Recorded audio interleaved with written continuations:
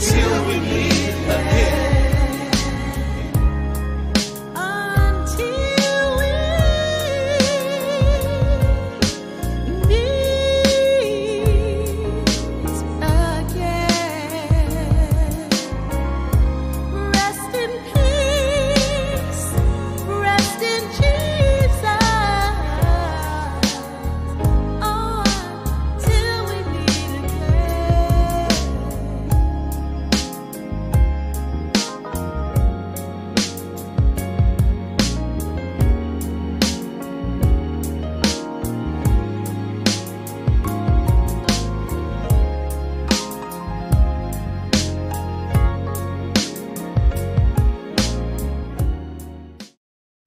What's going on? I'm Sierra, and today we have Miss Marcie here on the Not So Christian Me show. We are so excited, you guys, to have her. She flew all the way in, I believe, from California. That's right. Man, you got jet lag. But yes, we are definitely excited to have you. I know you have met the CEO and Mr. Larry Scott here at the Texas Music Excellence Award. Yes. They had the pleasure of meeting you. How was that? How was that experience? This is a wonderful experience. It was unexpected. But I had been nominated for some different items, like the new, I think it was the new gospel female artist or something. Okay. And that's exciting. It was exciting. Yes. It was unexpected. And and you know how that works. You're nominated and you have people call in and vote for you and all of that. And Absolutely. so because I had been recognized, I decided I wanted to go and support the organization and everything. So it was my first time going. And it was wonderful. It was a great experience. Yeah. So was that your first time performing in that mass of a crowd of people? No, it was used to it. Yeah, I'm used to Okay. it. But it was my first time performing for or singing for an awards event. But I've sang for larger audiences for other occasions. Okay. And I know you performed two songs. The first one was called Two Girls. Two women. Excuse me. That's okay. And then you performed a God's new Way. song called God's Way off of your new album, which came out in January of this year. So Two Women came off the new album. Okay. And that's an original piece that I've written. Okay. And then God's Way is actually a cover song that I did. Okay. It was recorded here in Texas, for sure. It was written and sang by the Willie Thornton and his choir. Oh, okay. Which my manager was in there for as a young youth. He was in their choir for a short stint of time, and that's where he heard the song. And since he said ever since he had heard it in his youth, it was something that was always in his heart. He really just loved that song. Oh, wow. And so because my manager is from Texas, a lot of people were very supportive in Texas. My grandmother was also from Texas, so I have an affinity for the state of Texas. Okay, when you get to Texas, you know what they say.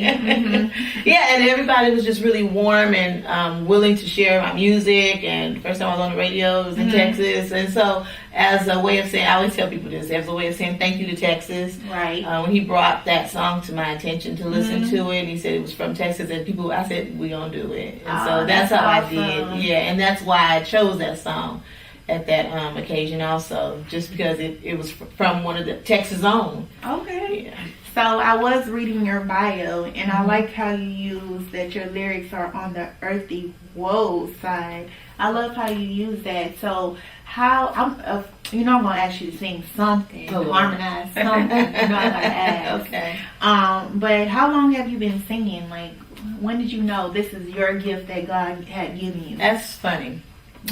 So, and I say it's funny because that's the first time I've heard the question asked that way. When did I know that it was God's gift? And I say it was funny because in my mind I had my answer, and it was like, wait a minute, I gotta really think this one.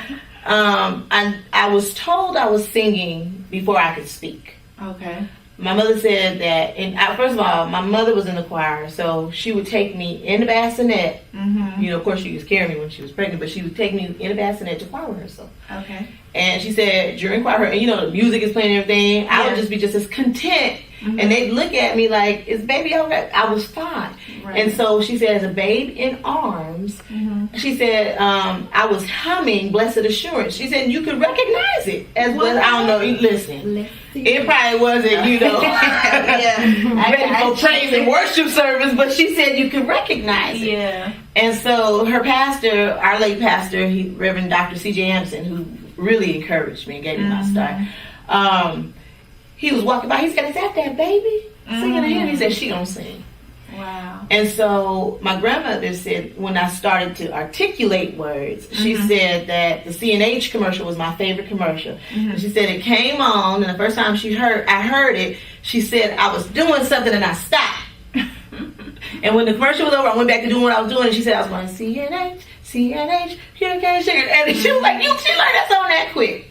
Next account, we had seen a movie called Mahogany with Diana Ross and I don't remember how old. I was young though. We were going to the restroom, ladies' restroom, and there was I was always like that. If I heard something catchy, I would sing it. You know, and I was shy as a kid. People don't believe me, but I was shy, and I had a little bit of a speech impediment. And so I didn't like to cause attention to myself. But the singing was something I did just because I enjoyed music. Right. We were in line waiting to go in. You know how a women's bathroom is. Yeah. And I was standing with my mother, and she said, I started going, do you know what you look? And you know, in the bathroom, the acoustics is dynamic, you know.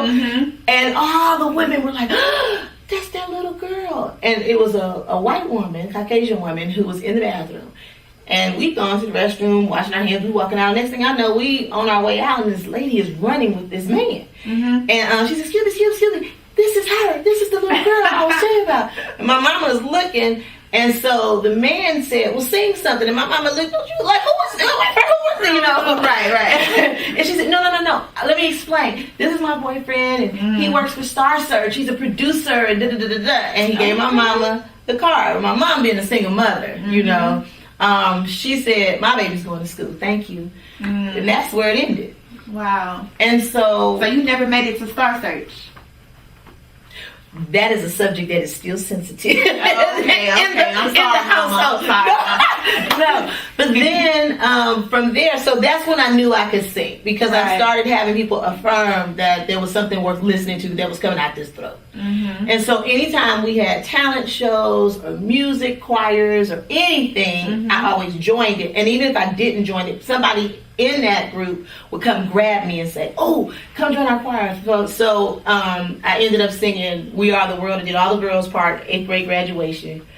I remember I sang Somewhere Over the Rainbow, the not Judy Garland version, the Patti LaBelle version. Okay. 12th grade.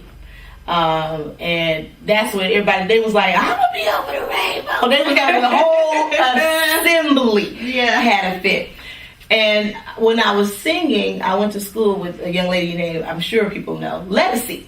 And so Lettucey now she's like more like a jazz artist, and she's a recording artist, and she's done the Grammys. But we went to school together, and we actually sang. I'm older than her, and we actually sang in the choir together in the hallways. She called me Star.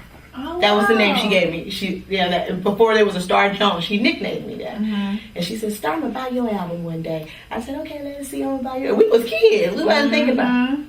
But sure enough. So I always say Lettucey spoke this into existence. Okay. Yeah. That's awesome just to know that. So were you raised up in church? Absolutely. So that's where you get the gospel, like how your music, because I was just listening to your music and looking at the video. Okay. So I was just trying to see, like, where does that come from? Because we know in our culture, our grandmas drag us to church. And I know you said you participated in every choir. So you, of course, was a part of your church choir. Were you the lead singer by chance? So at 12 years old, I started leading the young people's choir at church. And once they found out I could sing every Easter, and I was doing, and I want to do a speech, but they wanted me to sing. Right. And if I sing Silent Night one more time, I promise. And so, but my mother was in a group. She was in a group, and then my aunt was in a group. So I come from a gospel singing family, but they would never consider themselves. They say they're backup. Gotcha. And so I remember in their rehearsals, I would be singing along. I was just loving it. I was enjoying it.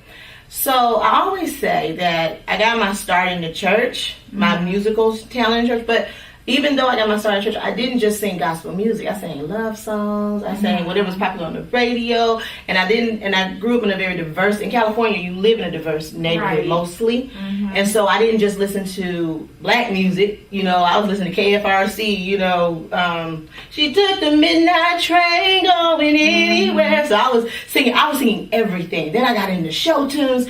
And so my father, who was this huge my stepdad, huge Motown fanatic, on Saturday, he would wake me up in the morning, and we would listen. I'm saying like 7 a.m. We would listen to records all day long. And he would teach me music and learn this song, Mo. He called me Mo. And do this one, Mo. And I'd be washing the dishes. I had a radio going. I'd be singing. Everybody in the neighborhood loved when I was washing dishes because it was a free concert. But on Sunday, you listen to gospel. And then that's where I heard the Mahalia Jacksons, and the Five Blind Boys. And it was something about that music that I was gravitating to, but I loved all music, still do. Right. And so, because my mother was very, very focused on me having a religious or relationship with God, she wanted me to have religious training. Right. And so after my stepfather and she separated, it was just she and I. And so she told me, you stay in the church, stay close, no matter where you go, stay in the church. And so I had gone through, some life, and I found that even though I would hear a real good love song, it was something about that music, You Brought the Sunshine, and something about that, that would do something to me inside. Right, another feeling. Yeah. So opportunity came up for me to sing background, but not for gospel. My cousin and they were singers, and then I had an uncle, or still do. He played bass for Janet Jackson. He went on World Tour with Janet Jackson. I had all kind of opportunities. I had a person offer me a contract to sing background, but it wasn't gospel music. And it was because, and my uncle was so upset because he was like, "Just get out there, Niecy, and then you could just switch back." I said, "But it don't make me feel the same." Right. And I would always say that the gift that I have, call it a gift. I didn't think it was all ideas. The gift that I have was given. Somebody gives you something. Sure, it's yours, but they gave it to you with an intention. So, like, if it's your birthday, I'm not going to just buy you some earrings. I'm going to think about who you are. I'm going to think about how you dress, and I want to buy it specifically to fit you. Even though it's your gift, I want it to fit you. So God did that because it was something that He was doing in me, but it wasn't just for me. Okay. It was for me to share. And so I said, if it's His will, He'll open up those doors. I'm not going to let, some worldly somebody be the door opener. They didn't give me the gift. Right. So was Bethesda Records the first record label you had? Yes. Okay, that's awesome. Can you tell us how that came about? So, sure. So I had been a member of a church. I was directing the choir, all the choirs, the children's choir, the youth choir, all of the choirs. And music ministry was really, really strong. I was leading praise and worship. But I just was feeling like, even though I didn't mind singing in the church, I just felt like it was more, it was broader, right? And so once I decided to change memberships, I left that church and I joined another church. Partly because the minister that I was under, he encouraged me, but only where he wanted me to go. Right. And I was like, that's not right. That's not cool. You can say, you can sing here, but you can't sing here. You can do this, but you can't do that. And so I left after prayerfully talking to the Lord about it and feeling led. And so my manager, who at the time we'd been co-workers at the school where we worked in Oakland. And so I sang at the graduations, and so he knew I could sing. He said, well, you said you wanted some free time to be able to sing. Now's your time. And so he went on and was just looking and found that they were going to be holding Sunday Best again. They hadn't been out for a while. And I don't think they had advertised it. He said, they'll hold an audition. Why don't you try out for it? And so we did. I sent a tape. They called me back. I was so surprised. I flew out, and this is we're talking in a week's time. Wow. Okay. Flew out, auditioned. I made all the cuts except the last one when you go to the stage. To actually getting on film. On film. And so when we came, they said they'll let us know something. It was about 2 weeks we had to wait, and they said they really liked me, but they were going another direction, but they wanted me to come back the following year. And he said, no, they'll hear about you. So we know we're going to do this on our own. And so next thing he tells me, he was listening to Jacqueline Carr. Yes. He's like, she made all these songs by herself. You should do it by yourself. Yeah, and I'm like, yep. Yes. But sure enough, that was his idea. And he said, well, you want to name it? And so as I do everything, I prayed about it. I went to the scripture. I always go to the parables. If I'm writing a song, I start with Psalm, because Psalms is a book of music. And then I go to the parables because oftentimes Jesus is teaching in the parables. And so the one that I chose was the man at the pool of Bethesda. And the reason why I chose it was because Jesus came to him in his situation. A lot of times we feel like we got to get ourselves together first before we go to Christ. Right. Yes, God don't already know us, right? Right. No, let me think, we in the garden, looking for fig leaves, right? Yeah, right. And he already see our nakedness, right? And so the reason why I chose is because Jesus came to that man in his state. and he asked him, "Do you want to be healed?" Basically, do you want to better your situation? And he had excuses, because that's what we do. We try to explain the reasons why we can't be helped. And he told the Lord, he said, not knowing he was the Lord, he said, every time I try to get in there, somebody get in there before me. Every time the angel troubled the water, somebody get in there. And he's looking. And that had been my experience. I looked at people who said, we're going to help you with your project. We're going to get you started. And I would see their stuff on the shelves. And so that's how he felt. He said, every time I try to get in the water, somebody get ahead of me, and then they get healed, and I'm still stuck in my situation. And Jesus said, as simple as this: take up your bed and walk. That's it. And the reason why I named it Bethesda Records, and our little slogan is where healing waters flow, is because I don't care what situation you're in, hopefully, prayerfully, there's something that is being sung and brought through our record label where Christ is allowed to come to that situation. And you can leave whatever that mat is that you've been looking at, and get up and walk. Okay. And not worry about the condition you're in, because he loves you enough to meet you there. Right. And you'll never be the same. That's a word, y'all. It's definitely a word. So could you tell us, because I know the album had came out in January 24th. That's my January birthday. 24th. Oh, that's your birthday. Okay, came out January 24th of this year. Of 2020. I'm sorry. 21. 21. Okay, excuse me. 2021. 2021. Could you tell us, like, what does it feel like of putting out your own album, being able to, hear yourself, see yourself? How does that feel when everything you work so hard for comes together? I appreciate that question. So I've been writing since I was 16. I've been writing music. At first I started writing love songs, because that's how we start off, right? That's how we start. And I mean, I don't care who he was. I sing a song to him. We be dating next week,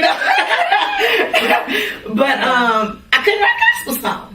I couldn't write religious. I was started, and I had like a really good theme, but I couldn't develop it. I could write a love song. I write 5, 6, 7 love songs. Right. But I couldn't write. And I went to my mom. She said, well, make God a promise. She said, but don't do it until you mean it.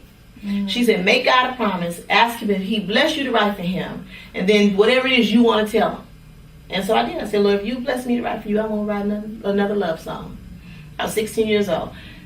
That day I prayed that prayer. All of a sudden, I started getting all these ideas. I wrote 6 songs that same day. Now, they probably all sounded the same, but I still wrote 6 full songs. And I've never looked back. And so I have, in my storage, I have boxes. If I say boxes, boxes and boxes of journals of songs that God has given me. Those little black and white, composition books. Yes, ma'am. Full. And I've dated every time I write a song, I date it. Just full. And so the music was just sitting there. And so I was writing for the church, and I was writing for the groups, and I've even written for the choir, but only my church had heard my stuff. Wow. And so through Bethesda Records, my first album is all original music. Okay. And I didn't have to I think I wrote maybe 1 or 2 songs for that project. Everything else was already written years ago. There's a song on there, Wash It Away. I was 17, 18 when I wrote that song. Wow. And so to hear, and I had heard myself in the studio, because like I said, I'd been working with other people and everything, but it never really materialized. So I'd heard myself in a studio. But what I hadn't heard was the mixed and mastered version of a song.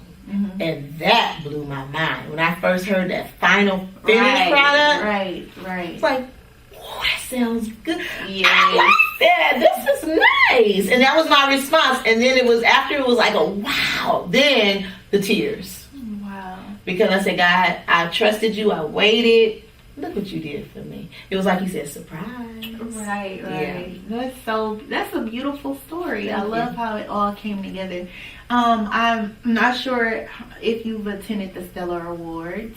No. But I know you've seen the Stellar Awards. I've seen them, yes. So I know a lot of people, even people that's not even into gospel, they watch the Stellar Awards and they get inspired. So could you tell me your experience from you first seeing or witnessing the Stellar Awards? Sure, you ask excellent questions. Please say that. Oh, thank you. I love your questions.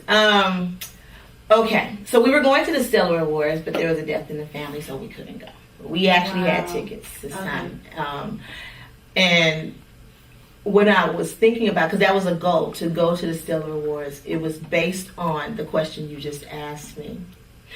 To be in a room with other believers, other people who God has chosen to minister through song, would have been the greatest honor, especially because a lot of those artists who would probably have been attending there, if not just by name or in person or some representative, had a lot of influence on how I sing.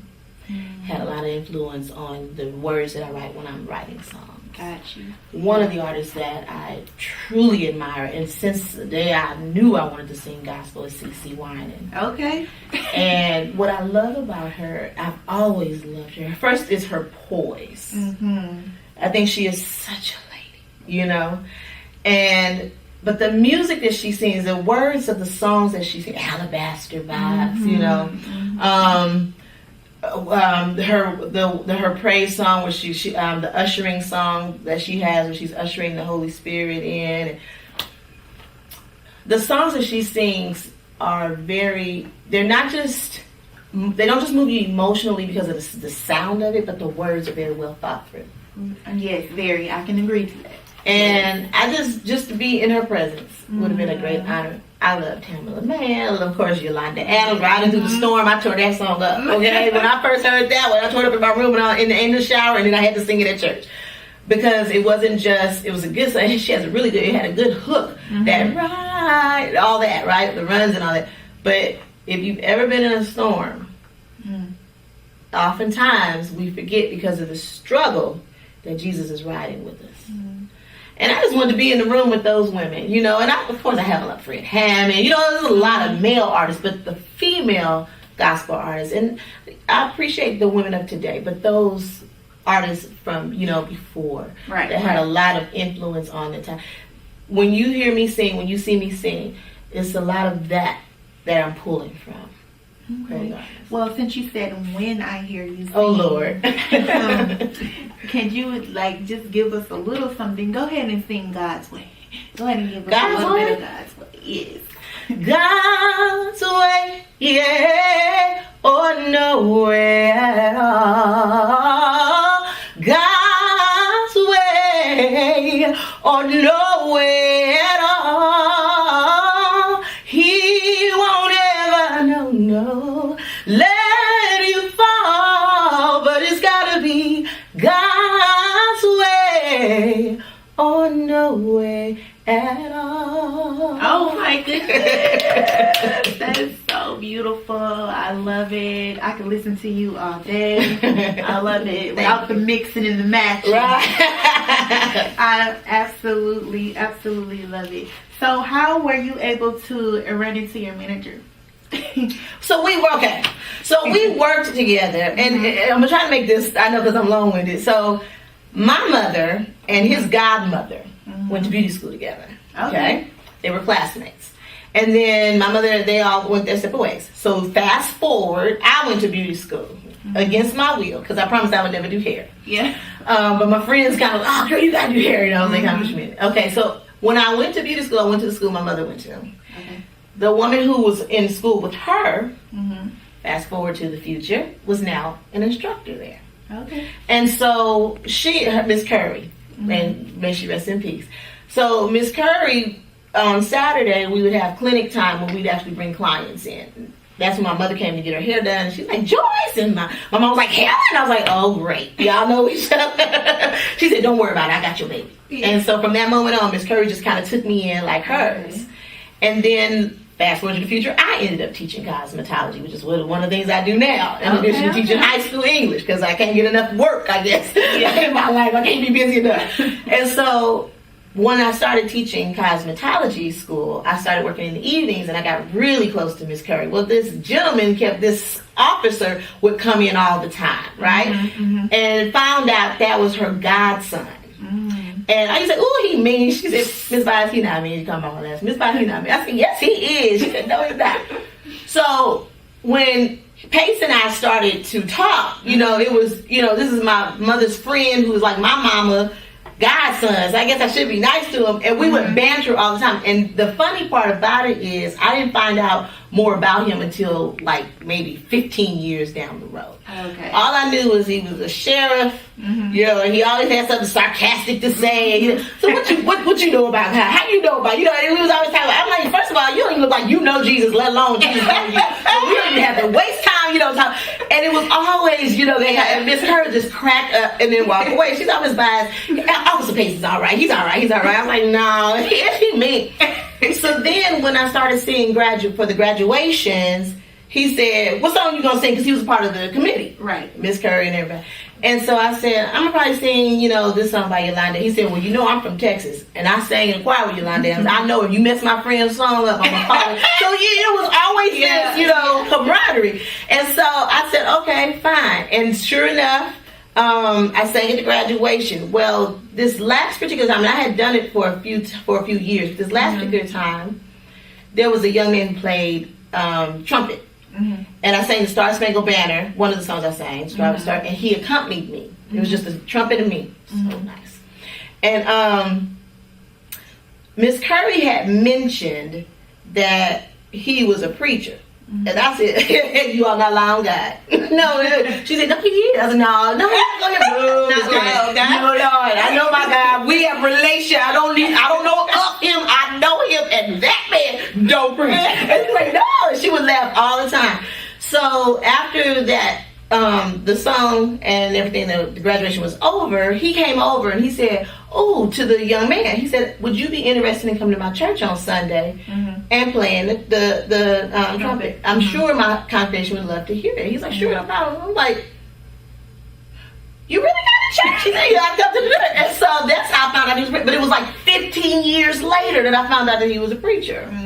And when and listen, I did. I took him seriously. I visited his church. The man can preach. He is truly anointed. He really is God's man. And we just became friends from that experience. And here we are. It's a funny story, but it's a good story. Because look at y'all now. Yeah. We're here. We like brother and sister. Yeah, we really I love it. Okay. So are you working on any future projects? I'm working on one as we speak. Okay. Yes, I can't tell you much about it. Okay. But that's going to be coming out hopefully around May. Okay. No? He's shaking no. When? November. Okay. But I'm also working on having my own Christmas album this year. Okay. All original material. I gotta hear that. Yeah, I'm still working on that. I'm praying and asking God for divine guidance on that. Okay. And then we do have some things that we're going to be releasing soon. And always look for January, because January 24th is my birthday. So we always try to do something. If it's not a video release or you know, a song, a single. January 24th. Got it. Look on January 24th for yes. things. But yes. So where can the people that are tuning in can find you and can support you, and where can we, you know, pick up your album? Sure. Okay. So without it being complicated, the easiest thing for people to do is go to BethesdaRecords.com. Okay. Because it is a dual entity. You know, it's me, Marcie the singer, and then also Bethesda Records that I'm under. And so I have Marcie Bias Sings, which I was starting in the beginning, and then Bethesda was born.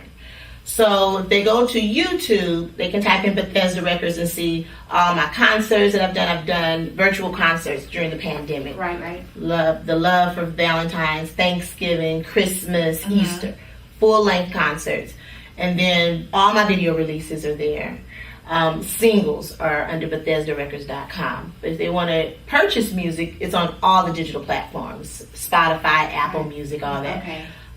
For God's Way, Marcie God's Way. But again, to make it easy, just BethesdaRecords.com, and it'll direct you. Okay. Yeah. Also, we know are you living in California? Like that's where you live? I live in California. Okay. I love California. It's so beautiful. It is, in certain places. Well, I've been in San Diego. That's why you fell in love with it. Yeah, the beach. Yeah. By Coronado, that's where I was at. It was just peaceful and it was beautiful and I loved it. Yes. I was like, okay, you don't need no AC in Cali. That's right. That is true. Yeah. Now, we do have different places in California where, like, you can go where it's a little warmer. You can go and see a little bit of, some snow, not much, but there's different parts of California. That's what I love about it, that it's something for everybody. Right. Absolutely. Yeah, but the weather is always kind. Okay. So is there a church that you attend that you would like to Yes. put out there? Okay, so after all of that bantering, I joined First Truth. Oh, So my CEO is our co-CEO is also my pastor, and Okay. it's under the direction of Glenn Pace, G Pace. That's what he go under, Pastor Pace. So I can imagine all that support system there. That's just beautiful, and it's coming from like a family base. That's awesome. Yes. The way that God put you on this path, on the journey, and who you ran into, Right. and it's just so funny that your CEO was a person that was getting on your nerves. Right. You know, it is funny, the story of Ruth and Boaz, you know, how she was gleaning. I heard Bishop Jakes preach years ago, nothing just happens. Because the Bible says that she just happened to be in the field. I said, nothing just, Bishop Jakes said, through Bishop Jakes said, nothing just happens. And that's how I believe. I believe that God does everything for a reason. Absolutely. He puts people in our lives for reasons. Absolutely. Yeah. Well, since you can't share with us about your new project, but we know something coming out in November. Yes. And her birthday, look forward to on January 24th. And the video's coming out. Okay. She already have videos out. Yes. But Another video is coming out. It's just reading about you and then getting to meet you has been such a beautiful thing. And your voice, oh my goodness, I couldn't go to your church. You'll have me crying. Oh, Lord. You have such a genuine, I just love your voice. It's beautiful. It's beautiful. But that's our time here today. Thank you so much for joining in. Again, I'm Sierra. This is the Not So Christian and Me show. And make sure you guys tune in, buy her album, get on iTunes, H2O.